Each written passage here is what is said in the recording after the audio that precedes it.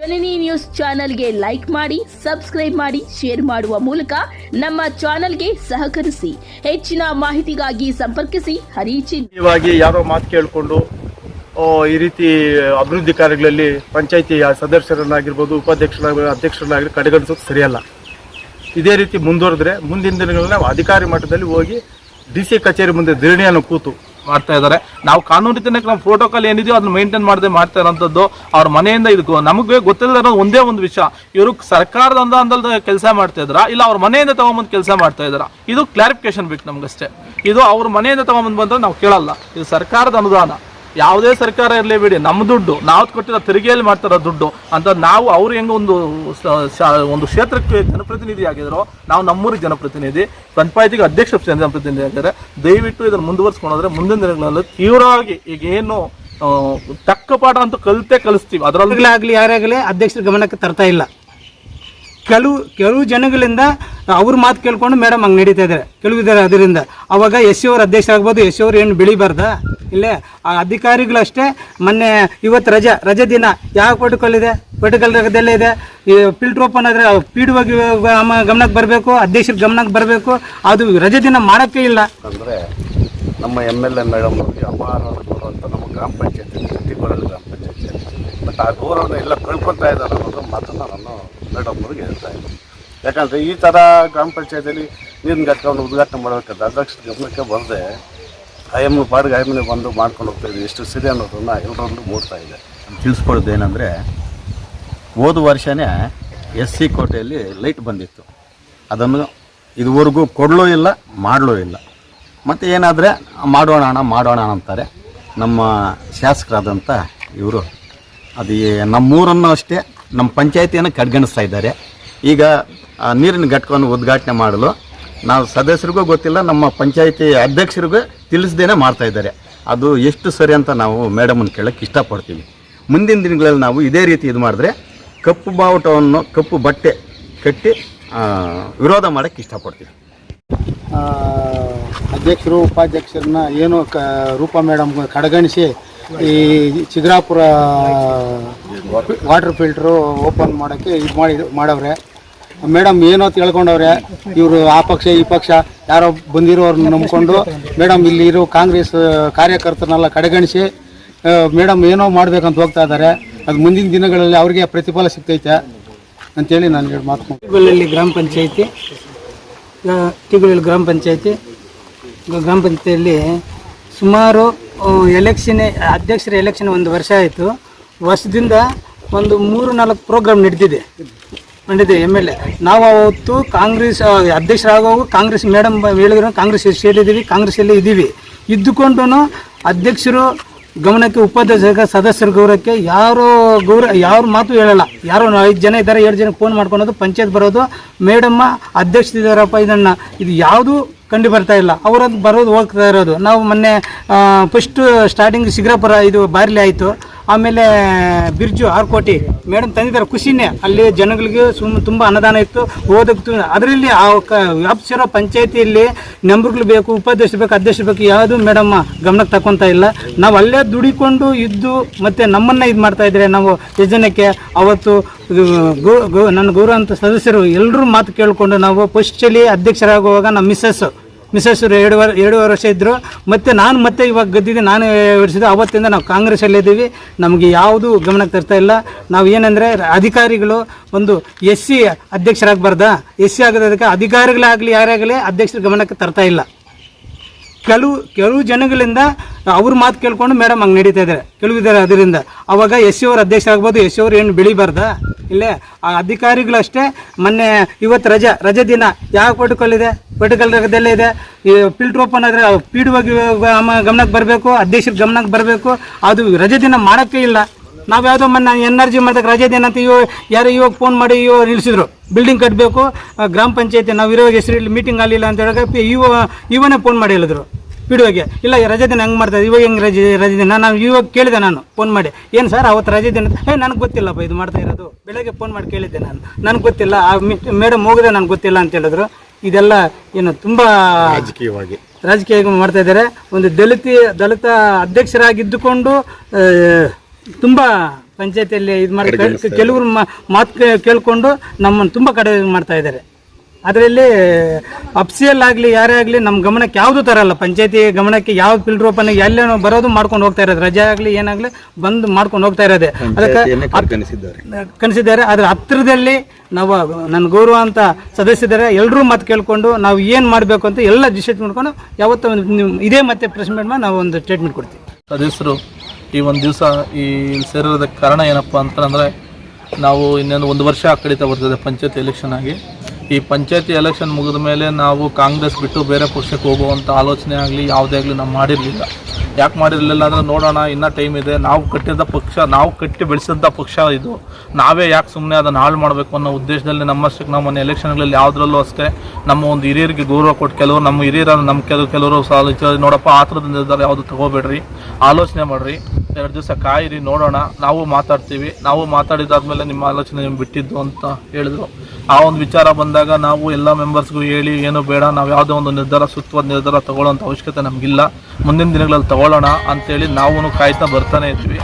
ಕಾಯ್ತಾ ಬರ್ತಾ ಇರಬೇಕಾದ್ರೆ ಈಗ ಎಲ್ಲ ಒಂದು ಚಟುವಟಿಕೆ ಅಂದರೆ, ಈಗ ನಾನು ಹೇಳೋದೇನೆಂದರೆ, ಒಂದು ಗೌರ್ಮೆಂಟಿಂದ ಅನುದಾನ ಬಂದಿದೆ, ಅನುದಾನ ತರ್ತಾರೆ ಒಂದು MLA ಅವರು, ನಿಜಾನೇ, ಅದರಲ್ಲಿ ನಾವು 2 ಮಾತು ಮಾತಾಡೋಕ್ಕಾಗಲ್ಲ.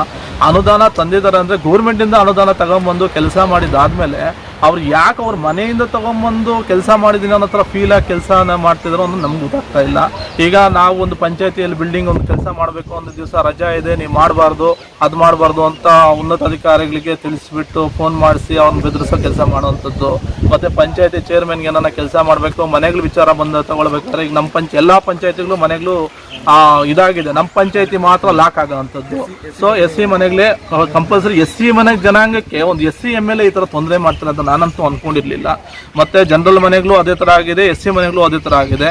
ಈಗ ಉದ್ಯೋಗ ಖಾತೆ ವಿಚಾರ ಬಂದಾಗ, ಏನಾದರೂ ಪಂಚಾಯತಿ ವಿಚಾರ ಬಂದಾಗ PA ಕೈಯಲ್ಲಿ ಫೋನ್ ಮಾಡಿಸೋದು, ಅದನ್ನು ನಿಲ್ಲಿಸ್ಬಿಡಿ ಅಂತ ಹೇಳೋದು. MLA ಗಮನಕ್ಕೆ ಬಂದಿದೆಯೋ ಇಲ್ಲ ನಮಗೆ ಗೊತ್ತಿಲ್ಲಲ್ಲ, MLA ಅವ್ರ ಗಮನಕ್ಕೆ ಬಂದಿದೆಯಾ ಇಲ್ಲ ಅಂತ ನಮ್ಗೆ ಗೊತ್ತಿಲ್ಲ. PAನೇ ಫೋನ್ ಮಾಡೋದು, ಯಾರೋ ಒಬ್ಬ 4 ಜನ ಮೆಂಬರ್ ಮಾತು ಕೇಳ್ಕೊಂಡು ಅವ್ರು ಹೇಳಿದಂಗೆಲ್ಲ ಕೇಳ್ಕೊಂಡು ಹೋಗ್ತಾ ಇರೋಂಥದ್ದು.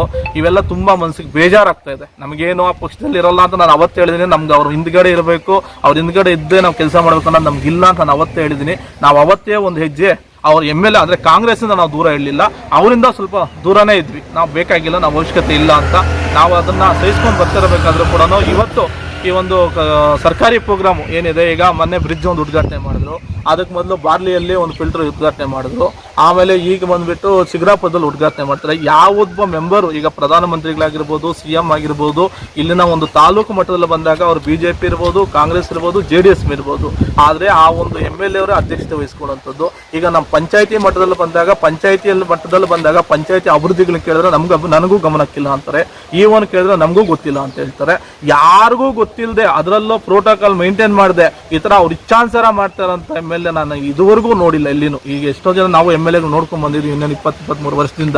ಯಾವ ಪಂಚಾಯತಿಯಲ್ಲೂ ಈಗ ಮೊದಲಿದ್ದವರೆಲ್ಲರೂ ಬೇರೆ ಒಂದು ಚೇರ್ಮನ್, BJP ಚೇರ್ಮನ್ ಇದ್ದಾಗ, ಕಾಂಗ್ರೆಸ್ ಅವರು ಚೇರ್ಮನ್ ಆಗಿದ್ದಾಗ ತಿಳಿಸ್ಬಿಟ್ಟು ಈ ಥರ ಪ್ರೋಟೋಕಾಲ್ ಇದೆ, ಅಧ್ಯಕ್ಷ ಡೇಟ್ ತೊಗೊಂಡಾದ್ಮೇಲೆ ನಾವು ಮಾಡೋಣ, ಅಧ್ಯಕ್ಷ ಗಮನಕ್ಕೆ ತಗೊಂಬನ್ನಿ ಅಂತ ಕಾಮನ್ ಆಗಿ ಎಲ್ಲರೂ ಹೇಳೋ, ಒಂದು ಶಾಸಕರಾದಂಥವ್ರು ಕಾಮನ್ ಆಗಿ ಹೇಳೋಂಥ ಮಾತಿದು. ಏನು ವಿಶ್ವಾಸಕ್ಕೆ ತಗೊಂಡು ಕೆಲಸ ಮಾಡಿ, ನಾವು ಮಾಡ್ತಿರೋದು ಅಭಿವೃದ್ಧಿ ಕೆಲಸ, ನಮ್ಮ ಮನೆ ಕೆಲಸ ಅಲ್ಲ ಅಂತ ಹೇಳೋದು ನಾವು ನೋಡಿದ್ದೀವಿ.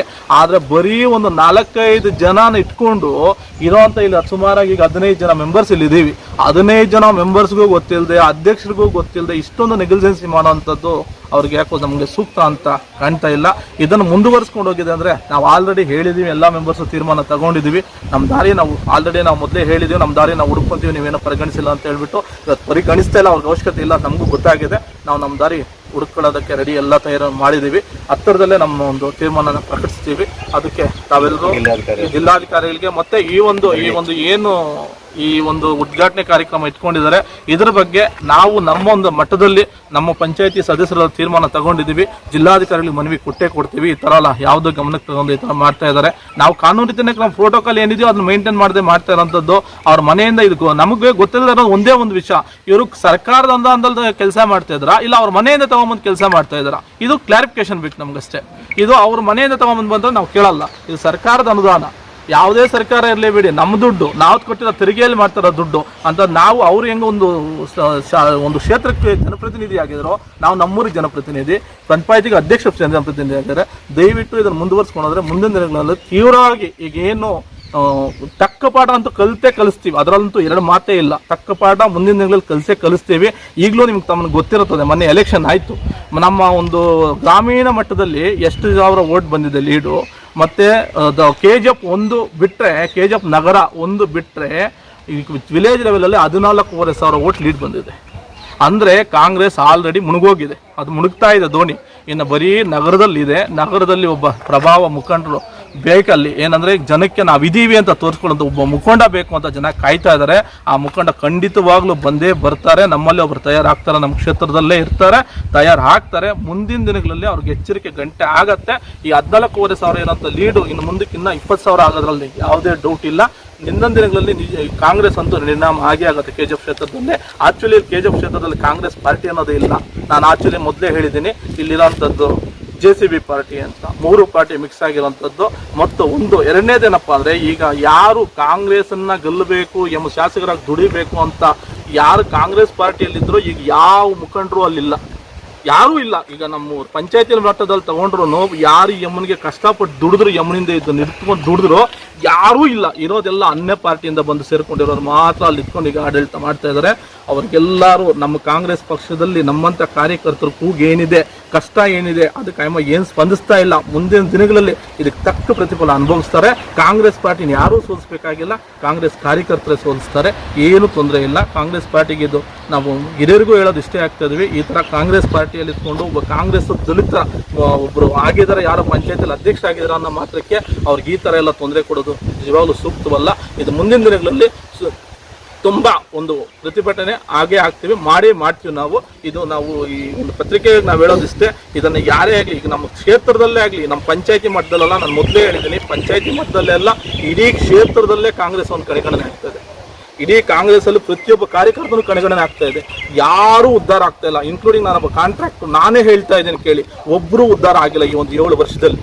ನಮ್ಮ ಕ್ಷೇತ್ರದಲ್ಲಿರೋ ಒಬ್ಬ ಕಾಂಗ್ರೆಸ್ ಕಾರ್ಯಕರ್ತ ಆಗಲಿ, ಕಾಂಟ್ರಾಕ್ಟ್ ಆಗಲಿ, ಯಾರಾದರೂ ಒಬ್ಬರು ನಾನು ಚೆನ್ನಾಗಾಗಿ ನನ್ನ ಒಂದು ನಿದರ್ಶನ ಇಲ್ಲ.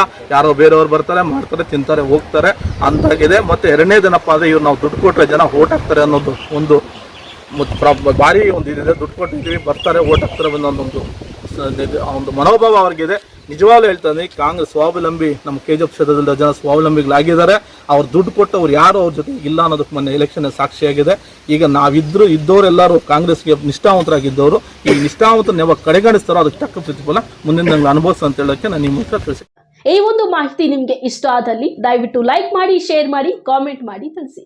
ಮುಂದಿನ ವಿಡಿಯೋ ನೋಟಿಫಿಕೇಶನ್ ನಿಮಗೆ ಬರಬೇಕು ಅಂದ್ರೆ ಬೆಲ್ ಬಟನ್ ಅನ್ನ ಕ್ಲಿಕ್ ಮಾಡಿ.